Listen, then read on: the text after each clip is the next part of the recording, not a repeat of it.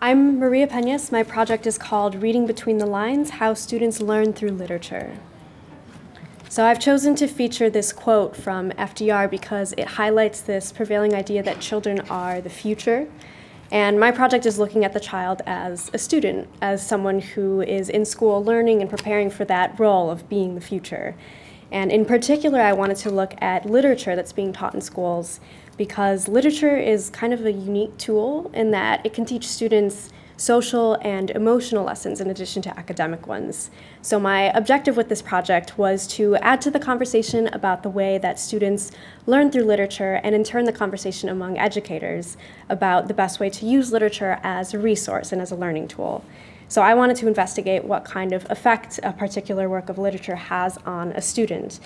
How do teachers choose a book, and what are they hoping that the student is going to take away from that book? And then how do they then evaluate what the student has taken away from that book? So to delve into these questions, I wrote a paper. It's split up into 3 sections, and each section has both a research component and a creative component. So the research component basically covers research about the particular themes of that section's corresponding book. I forgot to say this earlier, but each section corresponds with a book that is commonly read in middle schools. So the research covers the themes of that book, and then the creative component is a fictional narrative about a student who has just read that book in their classroom, and it's just about the student's daily life and their thoughts and how that book kind of intertwines with what's going on in their life. So the first book that I used for this was The House on Mango Street by Sandra Cisneros. It's about a young girl who's growing up in a Latino neighborhood in Chicago. And the main portion of the research that I did for this section was about diversity and about representation in children's literature. So this graphic that I put up is research done by the the Cooperative Children's Book Center in 2015, which shows the percentage of books that are about or feature characters of each of these groups. And a lot of what I talk about in this research section is the concrete effects of representation in books and of stereotyping. So for the creative portion, I thought the best way to kind of explain how it works was to read a little portion from what I wrote. So I'll be reading a section from my House on Mango Street chapter. I wrote it as a series of vignettes because that's how the book itself is written. It's written in these short little chapters. And I wanted the structure of my creative project to reflect the literary devices that the author was using, because that's another lesson that students can learn from books. And also I wanted to just make a note that these are all fictional stories, but I did base them off of my own experiences as well as experiences of my peers and experiences of students that I've worked with in Boston Public Schools. So this is a chapter from House on Mango Street, from my creative piece that I wrote, and it's called Between You and Me, They Don't Have a Chance, Kid. It's Friday today, which means it's kickball day, which means everybody's uniforms are in disarray as we line up by the door. My brain is buzzing, and so is my stomach, and as my heart starts to plummet, the door finally opens. We file out proudly, my classmates and me. Team Bowser will be versing Team Bobcat, that's my team. Seems like a good day for a game, someone remarks. She's right, it's a good day. Good weather, good spirit, good smell. I close my eyes and let the dry scent of the parking lot wash over me.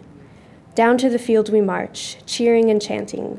I steer myself towards the batting fence as I add my voice to the fray, permitting the fight songs to sway me back and forth.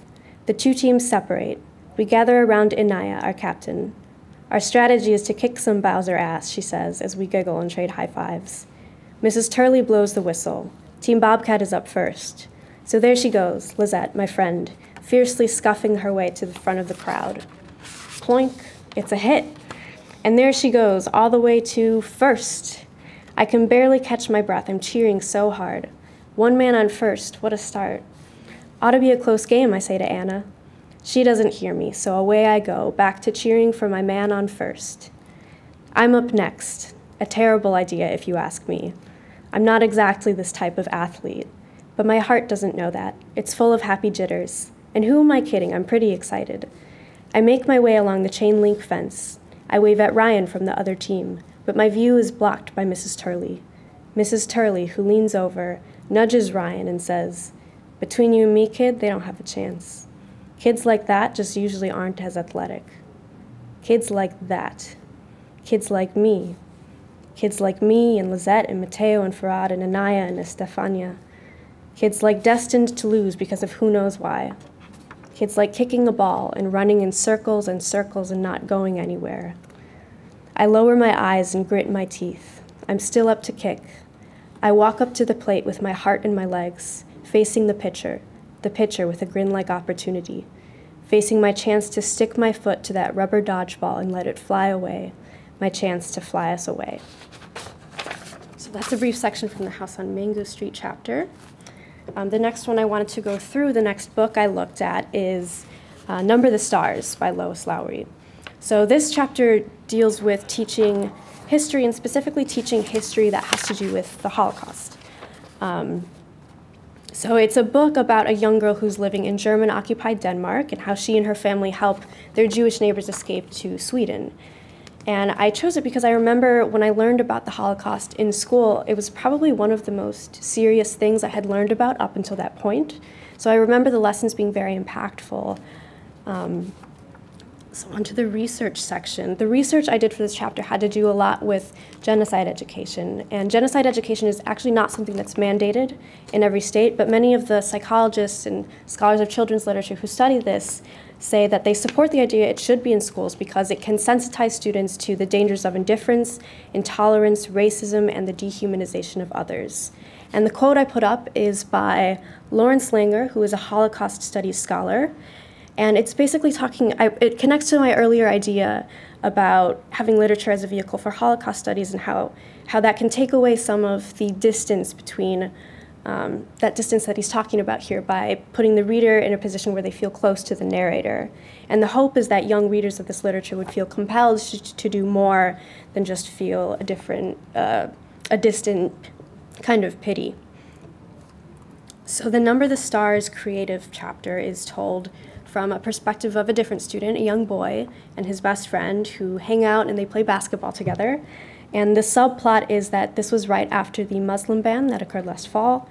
And you find out, not in the section that I'm about to read, but in a later section that one of the boys' mothers was affected by the ban, and they feel this compulsion to do something that I relate to the compulsion felt by the protagonist in Number the Stars. So I'm going to read very quickly my Number the Stars chapter. It's Saturday, so I'm playing one-on-one with Farhad as usual. I'm giving it my all, and not to brag, but I'm killing it. I'm ahead 5-3, and I'm weaving around him fast as lightning. I fake like I'm going left, then bolt straight ahead for the layup, and swish. A perfect shot. Farhad high-fives me. Gotta respect the kid, he's always a good sport. It's his shot, so I'm right in front of him, bringing the pressure. All of a sudden, it feels very important that I try as hard as I possibly can. In a sudden surge of energy, I elbow Farhad and knock the ball out of his hand and sprint away as fast as I can, all the way to the other hoop and shoot. I'm running so fast that I don't even notice that I've knocked Farhad to the ground. Crap, I mutter to myself. Hey, Farhad, I'm sorry, you all right? I shout across the outdoor court. Chill, Mateo, what's the matter with you? You okay, man? You're never this rough. Yeah, I'm okay, I'm sorry about that. I trail off as my thoughts start to wander wildly. Yesterday was probably the most intense chapter of Number the Stars so far. To start off, it's called Run as Fast as You Can, and Anne-Marie is basically running for her life. Well, I guess not technically her life, it's other people's lives that are on the line. But there's a lot at stake. She has to get a package to her uncle, and the package is extremely important. She doesn't even know what's in it, but obviously it's important because they're doing something dangerous and trying to literally save people's lives. Anyway, she's running through the forest, and she's thinking about how she used to practice running for the races at school. She's one of the fastest runners in her class, but now it's not just games anymore. This is real stuff, life and death. I don't think I've ever had to do anything to save someone's life. On the one hand, it seems kind of cool, but on the other hand, I hate thinking about it. She shouldn't have to save lives. No one should be after her friend Ellen. What if someone was trying to kill my friends for no good reason? I think I'd hate running if it was because of that. All this is racing through my head, but Farhad stands there looking at me and waiting for me to answer. I'm sorry, I say again. It's probably the book we read yesterday, you know? Yeah, I feel, he replies. We pause for a second. He read the book too in Miss Wilson's class. He looks up at me and grins a devilish grin. Game of horse? Hell yeah, game of horse. Your shot first, I say. I shake myself off. It's probably getting to me so much because it's all so real. It really happened. Weird. For now, I should try it to enjoy spending time with Farad. We're back to playing basketball. Everything is as it should be. Okay, and then the very last section that I want to talk about has to do with Tuck Everlasting by Natalie Babbitt. So this book is about a family who comes across this fountain in forest, and they drink from it, and it gives them eternal life. So they're discovered by this girl, Winnie Foster, and a good portion of the book is about Winnie learning why forever isn't necessarily a good thing. So it's about her learning how to grow up. And the research I did for this section has a lot to do with literature that deals with growing up and maturing and death. So this picture that I put up there is a picture from one of the Grimm's fairy tales called The Juniper Tree, which does deal with death. And the reason I used Grimm as my example is because a lot of the Grimm's fairy tales were very graphic and gruesome and violent. And those who study fairy tales say that this can actually be a way to teach young children, the readers, that about the gruesome and scary parts of growing up in a setting that's comfortable and accessible, the setting of a story. So I'm actually running out of time, so I don't quite have time to read this last creative chapter, but I'll just explain the imagery up here. So the Tuck Everlasting chapter, I used the literary device of metaphors and similes because the book is full of metaphors and similes. And a big one that they use is about Ferris wheels and how they keep on turning, and how the Tuck family, the family that has that immortality, they're stuck at the top of the Ferris wheel.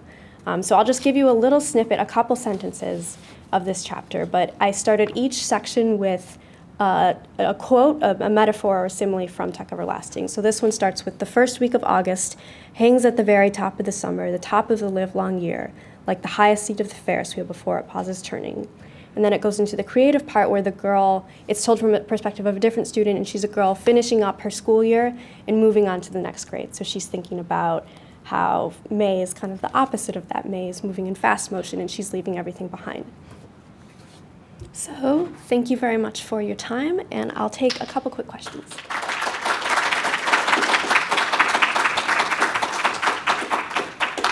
Yeah, Nicole. So I have to say, your writing is beautiful and very poetic. Are you planning on publishing this or making an anthology? Because I feel like, I mean, that was just from hearing those two little excerpts, that was incredible, Maria. Thank you. That's very nice. I have not thought about that at all, but I really, really enjoyed the creative part. It actually wasn't supposed to be a creative piece until pretty recently. Actually, this semester I made the change, but I enjoyed it a lot, so I'm glad you did too. Yeah. You said that a lot of the stories drew from your experience with Boston public school children that you worked with. Could you elaborate on that? Yeah, so I worked in a couple positions with Boston Public Schools as a tutor and as a civics coach, and I worked with grades 1 through 8. So I've had some experience with the middle school group that I was talking about, which is in part why I chose that group. I've also worked with high schoolers, but I did not want to use that because I felt that the lessons that you learn from literature in high school are oftentimes more overt, and that the teachers will go through those in a very explicit way, which is different than how it is in middle school. But yeah, I worked directly with a lot of students, in particular on books, because I was a literacy tutor. So I spent a lot of time reading books that they had read in their classrooms and listening to what they had taken away from those books. So that's a lot of where I drew that inspiration from. Okay, thank you.